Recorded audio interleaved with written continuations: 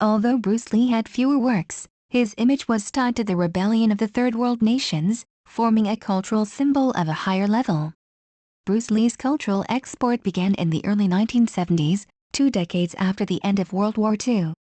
During this time, Third World countries around the world were gaining independence, while traditional colonial powers began to cede ground to the rivalry between the Soviet Union and the United States, the two major powers of the East and West.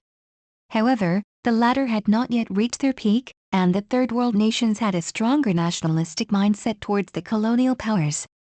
This is the greatness of Bruce Lee. He shaped a cultural symbol of rebellion against colonial oppression for the Third World through Chinese Kung Fu. At that time, he was one of the few successful cultural exporters among overseas Chinese. Of course, Bruce Lee's greatest contribution to the export of Chinese culture was not just in spreading Chinese Kung Fu, but in reminding us that the premise of successful traditional cultural export is cultural innovation.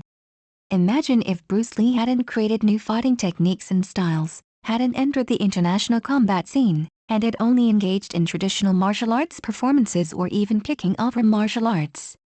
Could he have made a name for himself in foreign cultural circles? The cultural exports of Japanese anime, Korean dramas, and other content all contain numerous national elements, but their values are all modern.